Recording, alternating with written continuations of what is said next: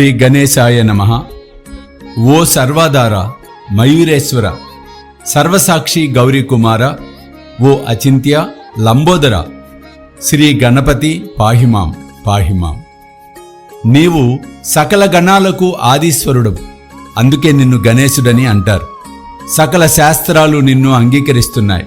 మంగళరూప, ఫాలచంద్ర, శారద, వాగ్విలాసిని, నీవు పదాలను సృష్టించిన వాగీశ్వరివి. నీ అస్తిత్వము వలన జగత్తులోని వ్యవహారాలు నడుస్తున్నాయి. నీవు గ్రంథకర్తల దేవతవు. నీవు దేశానికి ఎల్లప్పుడూ భూషణానివి.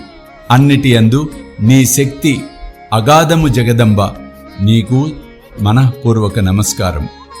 ఓ పరబ్రహ్మ, సాధు సజ్జన ప్రియ, ఓ సగుణరూప, పండరీనాథ, కృపాసాగర, పరమదయామయ, పాండురంగ, నరహరి. నీవు అందరినీ నడిపించే సూత్రధారివి. నీవు జగమంతటా వ్యాపించి ఉన్నావు. సకల శాస్త్రాలు నీ స్వరూపాన్ని పరిశోధిస్తున్నాయి. ఓ చక్రపాణి, నీవు పుస్తక జ్ఞానులకు అంతుపట్టవు. ఆ మూర్ఖులందరూ వాద వివాదాలు చేసేవారు. సాధువులు మాత్రమే నిన్ను తెలుసుకోగలరు. మిగిలిన వారు మౌనంగా ఉంటారు. నీకు సాదరంగా నా సాష్టాంగ నమస్కారం. ఓ పంచవక్త శంకర, కపాలధారి, ఓ నీలకంఠ దిగంబర, ఓంకార స్వరూప పశుపతి, నీ నామాన్ని స్మరించిన వారి దైన్యము వెంటనే తొలగిపోతుంది.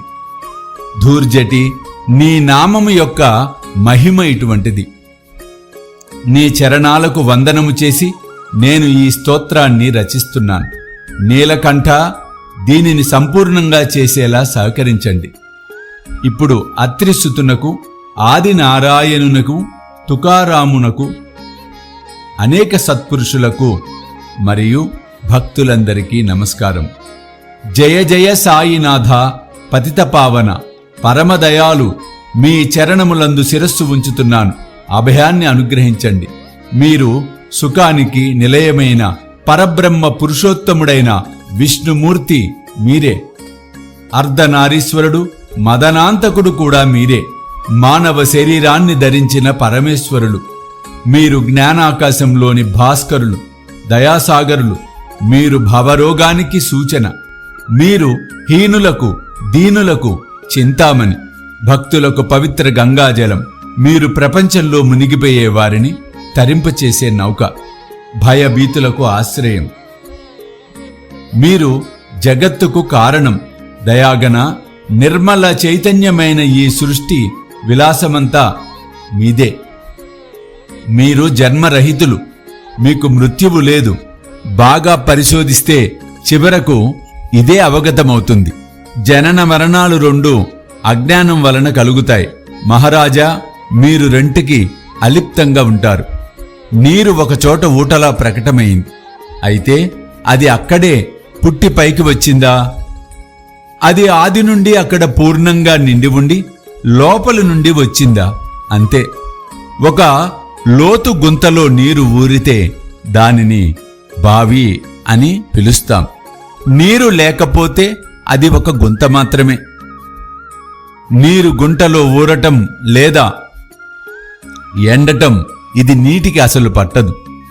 నీటికి, నీటి గుంతకు అసలు ఏ విలువ ఇవ్వదు. అయినా నీరు నిండుగా ఉన్నప్పుడు గుంతకు మాత్రం గర్వం. అలా నీరు బాగా ఇంకిపోగానే దైన్యావస్థను పొందుతుంది. ఈ మానవ శరీరం నిజంగా గుంత వంటిది. ఇందులో శుద్ధ చైతన్యం, నిర్మలమైన నీరు. గుంతలు అసంఖ్యాకంగా ఉన్నా నీరు అన్నింటిలో ఒక్కటే. దయామయ, జనన మరణాలకు అతీతమైన మీరు అజ్ఞానమనే పర్వతాన్ని ఛేదించడానికి వజ్రాయుధం కావాలి. భూమిపై నేటి వరకు అనేక గుండాలు వెలిశాయి. ఇప్పుడు ఉన్నాయి, ఇక ముందు ఉంటాయి. ఆయా ప్రత్యేకమైన గుండానికి విశేషమైన నామరూపాలు ఉంటాయి. వాని ద్వారానే గుర్తించగలం.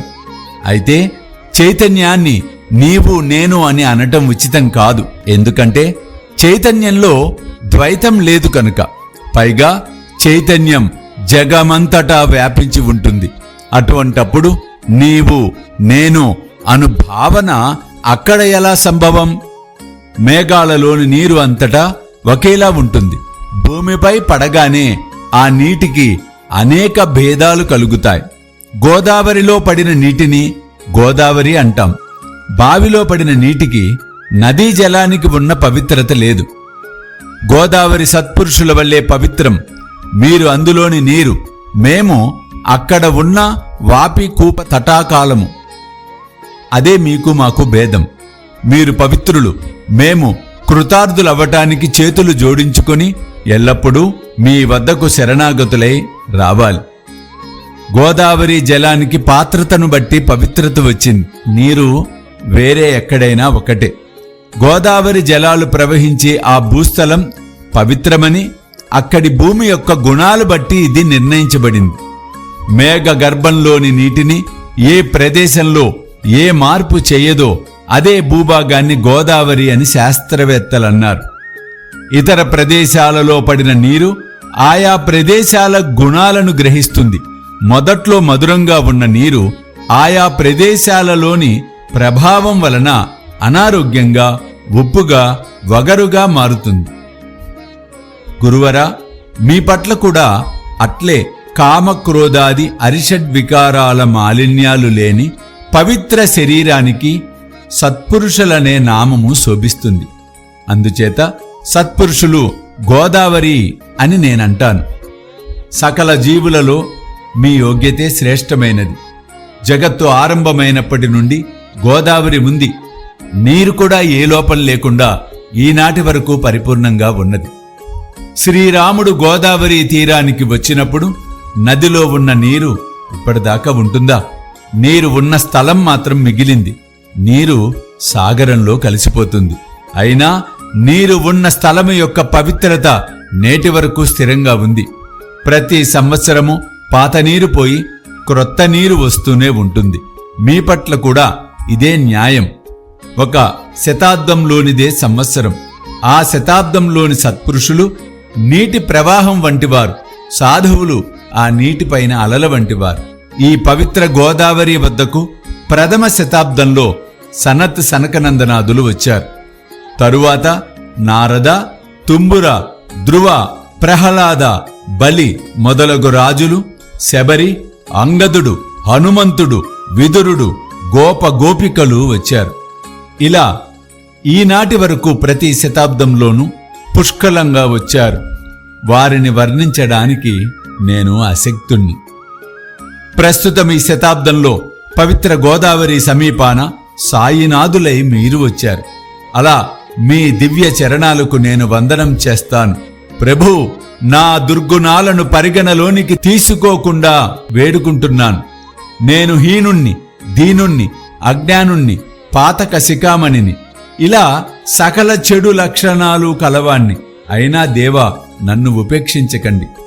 పరుసవేది ఇనుములోని దోషాలను పట్టించుకోదు. గోదావరి ఊరిలోని కాలవలను బహిష్కరించదు. బాబా, మీ కృపా కటాక్షాలతో నాలోని సకల కల్మషాలను త్వరగా తొలగించండి. ఇదే ఈ దాసుని విన్నపం. పరుసవేది సాంగత్యంలో ఇనుము బంగారం కాకపోతే ఆ లోపము పరుసవేదిది. మీరు పరుసవేది, నాలో పరివర్తన రాకపోతే ఈ లోపం మీపైన ఆపాదించకూడదు. ఆ అప్రతిష్ట మీకు రాకూడదు. కనుక నన్ను పాపిగా ఉంచకండి. పిల్లలు ఎల్లప్పుడూ తప్పులు చేస్తూ ఉంటారు, కానీ తల్లి కోపించుకోదు. దీనిని దృష్టిలో ఉంచుకొని బాబా నన్ను అనుగ్రహించండి. ఓ సద్గురు సాయినాథ, మీరే మా కల్పతరువు. భవసాగరాన్ని తరింపచేసే నౌక నిశ్చయంగా మీరే. మీరు కామధేనువు, చింతామణి. మీరు జ్ఞానాకాశంలోని భాస్కరులు, సద్గుణాల గని, స్వర్గానికి సోపానం. ఓ పరమపావన, పుణ్యమూర్తి, శాంతస్వరూప, ఆనందఘన, ఓ చిస్వరూప, పరిపూర్ణ, ఓ భేదరహిత, జ్ఞానసింధు, ఓ విజ్ఞానమూర్తి, పురుషోత్తమ, క్షమ శాంతులకు నిలయమా, ఓ భక్తజనుల విశ్రామధామమా, నన్ను అనుగ్రహించండి. మీరే మహాత్ములైన జాలందర్, మీరే నివృత్తినాథ్ జ్ఞానేశ్వరులు, కబీరు, షేక్ మహమ్మద్ ఏకనాథులు మీరే. మీరే బోధలా, సావతామాలి, సమర్థ రామదాసు మీరే. సాయినాథ మీరే తుకారాముడు, మీరే సకారాముడు, మీరే మాణిక్య ప్రభు. ఈ మీ అవతారాల లక్ష్యం అనూహ్యం. మీరు మీ జాతిని గూర్చి ఎవరికీ తెలియపరచలేదు. మీరు బ్రాహ్మణులని కొందరు, యవనులని కొందరంటారు. మీరు శ్రీకృష్ణుని వలె లీలలను ప్రదర్శించారు. శ్రీకృష్ణుని ప్రజలు పలు రకాలుగా అన్నారు. కొందరు ఎదుకుల భూషణుడని అన్నారు, కొందరు పశువుల కాపరి అని అన్నారు. సుకుమార బాలుడని యశోద అన్నది, మహాకాలుడని కంసుడన్నాడు, ప్రేమమయుడని ఉద్ధవుడంటే జ్ఞానశ్రేష్ఠుడని అర్జునుడన్నాడు. ఆ విధంగా గురుదేవా, ప్రజలు మిమ్మల్ని వారి మనసులకు తోచినట్లు భావిస్తున్నారు. మీ నివాస స్థానం మసీదు. మీ చెవులు కుట్టి ఉండేవి. మీరు పాటించిన మహమ్మదీయుల నైవేద్య పద్ధతులను చూచి ప్రజలు మిమ్ములను ముసల్మాను అని తలిచారు. కానీ దయాగన మీ అగ్ని ఆరాధనను గని మీరు హిందువని మా మనసులకు నిశ్చయమైనది. ఈ వ్యావహారిక భేదాలలో తార్కికులు తర్జన భర్జనలు చేస్తారు, కానీ జిజ్ఞాసులు, భక్తులు వీటిని పట్టించుకోరు. మీది పరమ బ్రహ్మస్థితి. జాతి మతాలు మీకు వర్తించవు. మీరు అందరికీ గురుమూర్తి. హిందూ ముసల్మానులలో వైరభావము ఉన్నది. వారిలో ఐక్యతను కలిగించటానికి, భక్తులకు మీ లీలలను చూపించటానికి మీరు మసీదులో అగ్ని ఆరాధన చేశారు. మీరు జాతి మతాలకు అతీతమైన సాక్షాత్ సద్వస్తువు, పరబ్రహ్మ. అందువలన మీరు తర్కానికి అంతుచిక్కరు. తర్క వితర్కాల గుర్రపు స్వారీ మీ వద్ద నిలువజాలదు. అటువంటప్పుడు నా మాటలు నిలువగలవా? అయినా మిమ్మల్ని చూచి నేను మౌనంగా ఉండలేను. కారణం, వ్యవహారంలో స్తుతించటానికి సాహిత్యంలోని మాటలే సాధనాలు. మీ అనుగ్రహంతో ఎల్లప్పుడూ వర్ణిస్తూ ఉంటాను. సత్పురుషుల ఘనత గొప్పది, దేవతల కంటే అధికం. ఎందుకంటే సత్పురుషుల వద్ద నా, నీ అన్న భేద భావనలు ఉండవు. హిరణ్యకశిపుడు, రావణుడు దేవుణ్ణి ద్వేషించుట వలన వధింపబడ్డారు. అలా సత్పురుషుల చేతిలో వధింపబడిన వారు ఒక్కరైనా లేరే? గోపీచందు జాలంధరుని పెంటకుప్పలో పాతిపెట్టినప్పుడు ఆ మహాత్మునికి దుఃఖము కలగలేదు సరికదా? పైపెచ్చు ఆ రాజును ఉద్ధరించి చిరంజీవిగా మార్చాడు. ఇటువంటి సత్పురుషుల మహిమలను ఎంతని వర్ణించగలను? సత్పురుషులు సూర్యనారాయణుని వంటివారు. వారి కృపా జ్ఞాన ప్రకాశం. వారు చల్లటి సుఖాన్నిచ్చే చంద్రుని వంటివారు. వారి కరుణ వెన్నెల వెలుగు. సత్పురుషులు కస్తూరి వంటివారు. వారి కృప పరిమళం వంటిది. సత్పురుషులు చెరుకు రసం వంటివారు. వారి కృప మధురం. సత్పురుషులు దుష్టుల పట్ల, శిష్టుల పట్ల సమాన దృష్టిని కలిగి ఉంటారు. అంతేకాదు, పాపుల పట్ల వారికి ప్రీతి ఎక్కువ. గోదావరి జలంలో శుభ్రపరచటానికి మలిన వస్త్రాలే వస్తాయి. శుభ్రమైన బట్టలు గోదావరికి దూరంగా పెట్టెలో ఉంటాయి. పెట్టెలోని బట్టలు కూడా ఒకప్పుడు శుభ్రపరచటానికి గోదావరికి వచ్చినవే. ఇక్కడ ఆ పెట్టే వైకుంఠము, మీరు గోదావరి. శ్రద్ధ స్నానఘట్టము, జీవాత్మలే వస్త్రాలు. వాటి మాలిన్యం షట్ వికారాలు. మీ పాద దర్శనమే గోదావరి స్నానం. మీరు సకల మాలిన్యాలను తొలగించి నిర్మలంగా చేయగల సమర్థులు. మేము ఈ ప్రపంచంలో మాటి మాటికి మలినమైపోతున్నాం. అందువలన సత్పురుషుల సందర్శనం అవసరం. గోదావరిలో నీరు పుష్కలంగా ఉండి ఆ నీటిని శుభ్రపరచటానికి తెచ్చిన మలిన వస్త్రాలు శుభ్రం కాకుండా అక్కడి స్నానఘట్టాలపై ఉండిపోతే అది గోదావరికి అప్రతిష్ట కదా. మీరు చల్లటి నీడనిచ్చే వృక్షము. మేము తాపత్రయాలనే తీవ్ర ఎండ బాధకు మాడిపోతున్న బాటసారులం. ఓ గురువర్య, కరుణామయ, మమ్ము ఈ తాపత్రయాల నుండి రక్షించండి. చల్లటి నీడ వంటి మీ కృప లోకోత్తరమైనది. నీడ కోసం ఒక వృక్షం క్రింద కూర్చున్నప్పుడు పైనుండి ఎండవేడి తగులుతుంటే ఆ వృక్షాన్ని నీడనిచ్చే చెట్టు అని ఎవరన్నా అంటారా?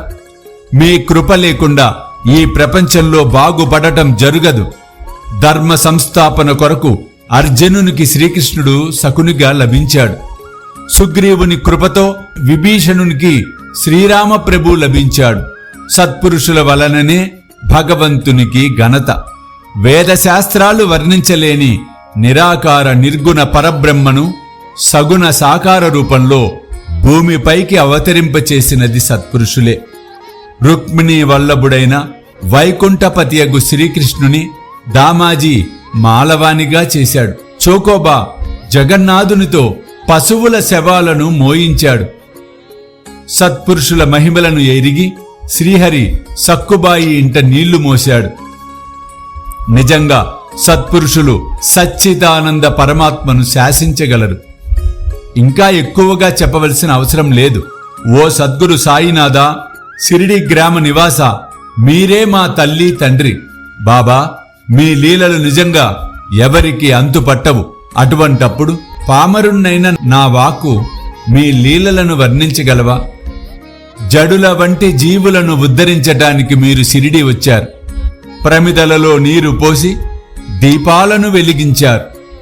మూరెడు వెడల్పు గల చెక్క పలకను మంచంలా పైన చూరుకు వ్రేలాడగట్టి దానిపై శయనించి భక్తులకు మీ యోగశక్తిని తెలియజేశారు. మీరు అనేకులకు సంతానాన్ని అనుగ్రహించారు. విభూతిని ప్రసాదించి అనేక రోగాలను పోగొట్టారు. ఐహిక కష్టాలను తొలగించటం మీకు అశక్యం కాదు. గజరాజుకు చీమ బరువా? గురుదేవా, దీనులను కరుణించండి. మీ చరణాలకు శరణుజొచ్చిన నన్ను వెనుకకు నెట్టివేయకండి. మీరు మహారాజులకు మహారాజు, కుబేరులకు కుబేరులు, వైద్యులకే వైద్యులు. నిశ్చయంగా మీకంటే శ్రేష్ఠులెవరూ లేరు. ఇతర దేవతల పూజలకు విశేషమైన పూజా సామగ్రి, పూజా విధానం అవసరం. కానీ మీ పూజకు జగత్తులో విశిష్టమైన వస్తువేదీ లేదు. సూర్యుని ఇంటిలో దీపావళి పండుగ వచ్చినట్లయితే ఏ ద్రవ్యాలతో ఈ పండుగను జరుపుకుంటారు? సాగరం యొక్క దప్పికను తీర్చటానికి ఈ భూమిపై నీరు లేదు. అగ్నిని రగల్చటానికి నిప్పు ఎక్కడి నుండి తేవాలి? గురుదేవా, శ్రీ సాయి సమర్థ, పూజ చేసే వస్తువులన్నీ ఆది నుండి మీ ఆత్మ యొక్క అంశాలు. ఈ మాటలన్నీ తత్వదృష్టితో ఊరికే చెప్పటమే గాని పరమాత్మ తత్వం ఇంకా పట్టుబడలేదు. అందువల్ల అనుభవ జ్ఞానము లేకుండా చెప్పే మాటలు నిరర్ధకం. మీ పూజను వ్యావహారికంగా చేయటానికైనా నాకు సామర్థ్యము లేదు. అందువలన గురుదేవా, అనేక కల్పనలతో మీ పూజ చేస్తాను. దయామయ, ఈ దాసుని యొక్క పూజను స్వీకరించండి. ఇక ప్రేమాశ్రువులతో మీ చరణాలను ప్రక్షాళన చేస్తాను. సద్భక్తి అనే చందనాన్ని రాస్తాను. శబ్దాలంకారాల కఫినిని సమర్పిస్తాను. ప్రేమ భావాల సుమమాలను మీ కంఠానికి అలంకరిస్తాను. నా దుర్గుణాలను ధూపంగా దహించి వేస్తాను. అవి చెడు ద్రవ్యాలే అయినా వాని నుండి చెడు వాసనలు రావటం లేదు. ధూప ద్రవ్యాలను సద్గురువు వద్ద కాక ఇతరత్ర ఎక్కడ కాల్చినా ఆ ధూపద్రవ్యాల నుండి వెలువడే వాసనలు అలాగే ఉంటాయి. ధూపద్రవ్యాలు అగ్నిని తాకగానే తక్షణం వాని సువాసనలు వెలువడతాయి.